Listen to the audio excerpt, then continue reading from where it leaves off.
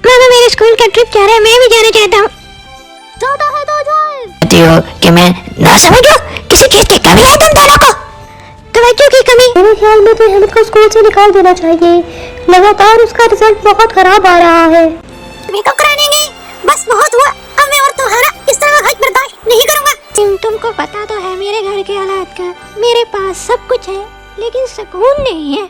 Mummy papa की लड़ाई की वजह से घर का माहौल बहुत खराब है।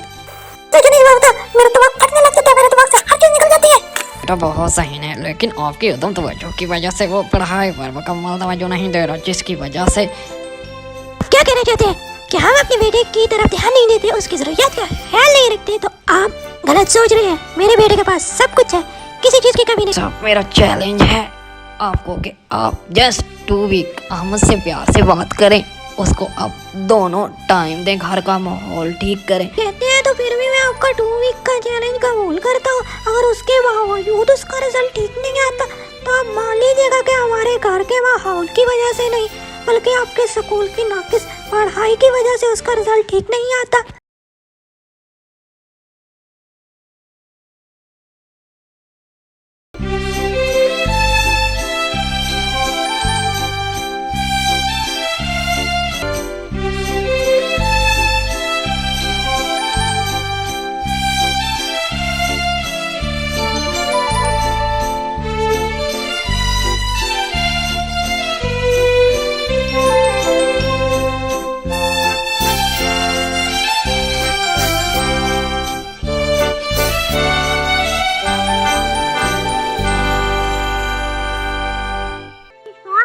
क्या बात है, आपका मुंह आज में क्यों लगा हुआ है?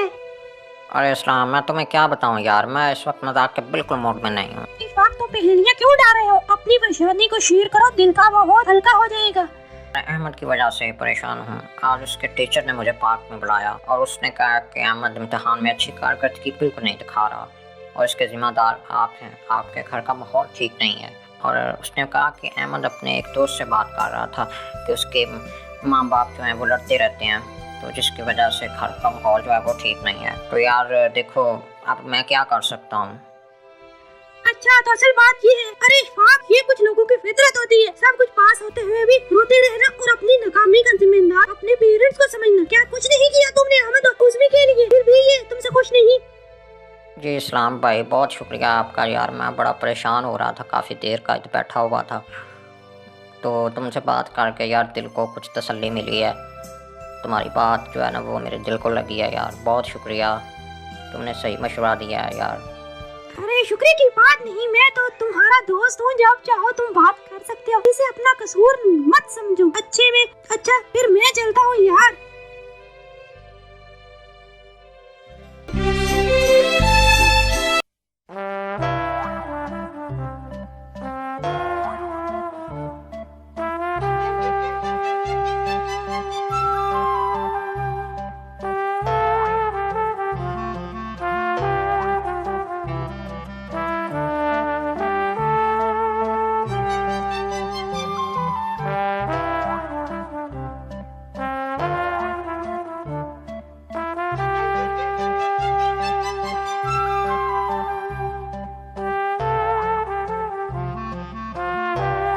उस्मा मेरी बात सुनो, क्या मैं जब घर पे आऊँ तुम्हारा एक ही काम है टीवी के सामने पड़े रहना? यार देखो, शॉपिंग के लिए गई होती हो। आज अहमद के टीचर ने मुझे बुलाया है उधर पार्क में और उसने मेरी बड़ी बेइज्जती की है। उसने कहा तुम्हारा बच्चा जो है वो पढ़ाई पे पूरी तरह ध्यान नहीं देता और अहमद ने खैर से इस बार फेल हो गया है और वो कह रहे थे कि वो स्कूल से ड्रॉप कर देंगे उसको। ये सब तुम्हारी वजह से हो रहा है, तुम उस पर ध्यान ही नहीं देती। बच्चे के ऊपर थोड़ा बहुत तवज्जो तुमने दी होती तो आज ये नौबत ना आती। और वो है नालायक, सारा दिन खेलने के अलावा वीडियो गेम्स खेलता रहता है, बाहर खेलता रहता है। तो अब उल्टा स्कूल वालों ने कहा जी वो आपके घर का माहौल ठीक नहीं है, तो माहौल की जो जिम्मेदारी है ना वो तुम्हारे ऊपर ही आ रही है। क्या करती हो तुम सारा दिन, बताओ मुझे।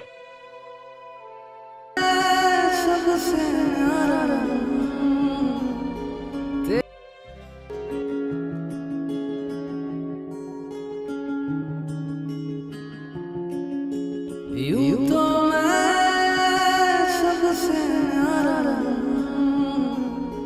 तेरा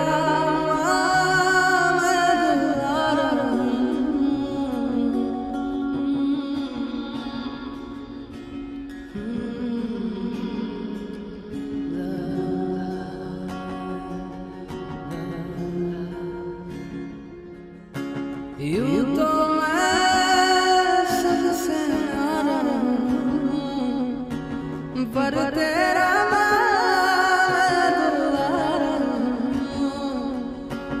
दुनिया में जीने से ज्यादा जन है माँ, तू है अमर का जहां।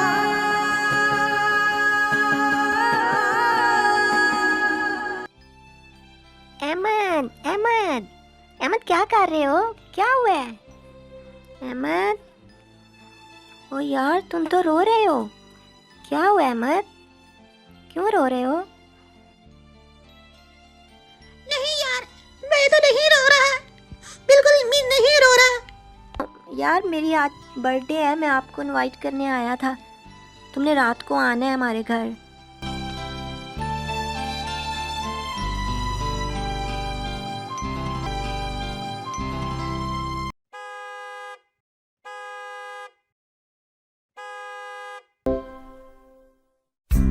आप सबका बहुत शुक्रिया कि आप मेरे बेटे की बर्थडे पार्टी पर तशरीफ। मैं सबसे ज्यादा शुक्रगुजार हूँ अपने दोस्त इशफाक का और उनकी मिसेस उस्मिका के, वो अपनी कीमती वक्त में से टाइम निकाल कर मेरे बेटे की बर्थडे पार्टी पर तशरीफ लाए। मैं आप सबको बड़ा खुशी से बताना चाहता हूँ कि मैंने अपने बेटे को उसकी बर्थडे पर एक बहुत कीमती बाइक गिफ्ट किया है और आप सबको कहूँगा कि आप खूब इस पार्टी को एंजॉय करें। हर चीज आपके लिए है, आप बिल्कुल दिल खोल कर एंजॉय करें।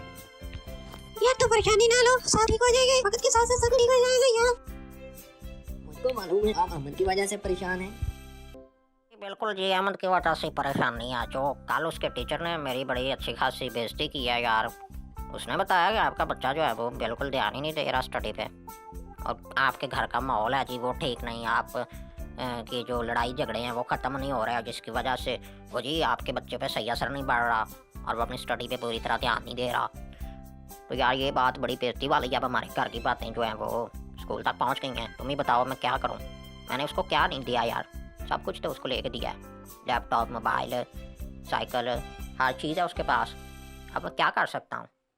उसके बोलने से पहले मैं उसको चीज़ लाकर दे देता हूँ। मेरा तो यही काम ही है ना। कि मैं जानता हूँ आमन क्लास में बहुत अच्छा स्टूडेंट रहा है। मेरे दोस्त मेरी का बुरा मत मानना, मगर पैसा हर चीज नहीं होती, पैसे से हर चीज नहीं खरीदी जा सकती, पैसे से सुकून नहीं खरीदा जा सकता। इस बात को समझो मेरे दोस्त। वो उन बच्चों की तरफ देखो। अहमद ना चुप नजर आ रहा।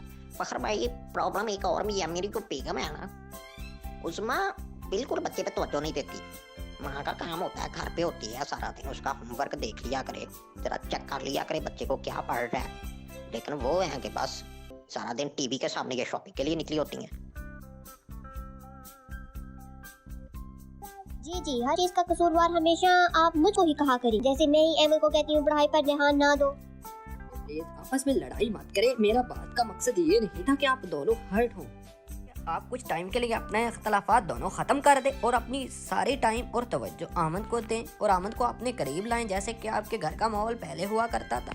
अगर वो आपके घर का माहौल ठीक होगा तो पैसा तो आमद खुद ही कमा लेगा, लेकिन वो कभी भी आपका प्यार तो नहीं ना खरीद सकता। फाखर भाई आपका बहुत बहुत शुक्रिया, आपने वाकई हमारी आंखें खोल दी। हम दोनों वाकई अपनी अना की वजह से अपने बच्चे को खुद से दूर कर रहे थे और कसूरवार भी हम उसे ही ठहरा रहे थे।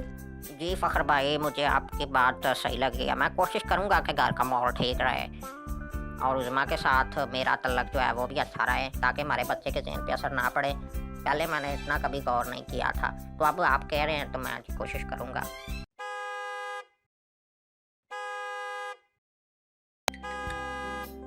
अहमद मेरे बेटे, क्या हो रहा है भाई? क्यों मूड ऑफ है? बेटे मेरी बात सुनो, यकीन करो आज मेरी आंखें खुल गई हैं। मुझे एहसास हो गया है बेटा कि मैं गलती पर था। मैं तुम्हारे साथ बहुत सख्ती बरत रहा था और मैं समझ रहा था कि शायद मैंने तुम्हारी सब जरूरतें पूरी कर दी हैं, लेकिन आज मुझे यकीन करो खुद पे अफसोस हो रहा है। मेरा ज़मीर मुझे नदामत कर रहा है। फखर भाई ने भी बड़ी अच्छी बात की है उधर पार्टी पे, और तुम्हारे टीचर ने भी मुझे बड़ा अच्छा गाइड किया है। मुझे एहसास हो गया है कि हमारे घर का माहौल तुम्हारे लिए ठीक नहीं था, जिसकी वजह से तुम्हारी स्टडी डिस्टर्ब हो रही थी। लेकिन अब मेरे बेटा मेरी बात सुनो, मैं कोशिश करूंगा आइंदा कोई ऐसा काम ना हो जिसकी वजह से तुम्हारे ऊपर दबाव आए और तुम्हारी पढ़ाई मुतासर हो। मैं और उज़मा इस घर को जन्नत बना देंगे, तुम्हें सब कुछ मिलेगा बेटा। अब तुमने जरा परेशान नहीं होना। तुम मेरे बेटे हो, तुम मेरे दोस्त हो, ठीक है? पापा मैं पूरी कोशिश करूंगा कि आपके उम्मीदों पर पूरा उतरूं।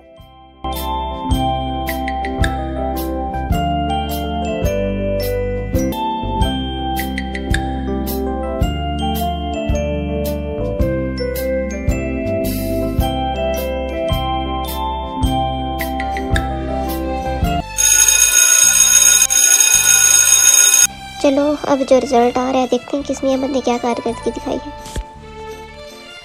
इशफाक साहब, आज अहमद का रिजल्ट आ रहा है। आप ऑफिस से सीधा ही स्कूल चले जाइएगा प्लीज़।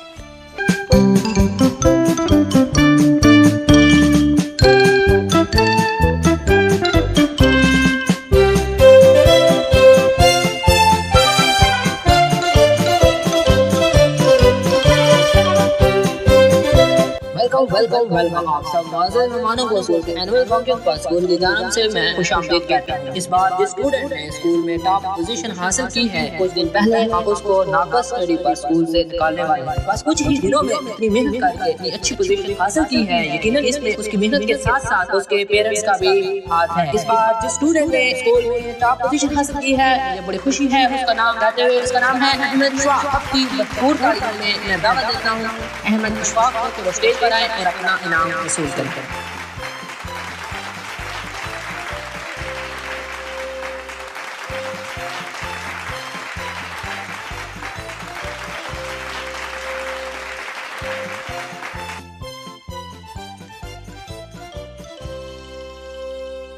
अब मैं अहमद इशफाक के फादर को दावत देता हूँ कि वो स्टेज पर आए और अपने बेटे की अच्छी कारकर्दगी पर अपनी खुशी का इजहार करें। जी, अहमद इशफाक के फादर।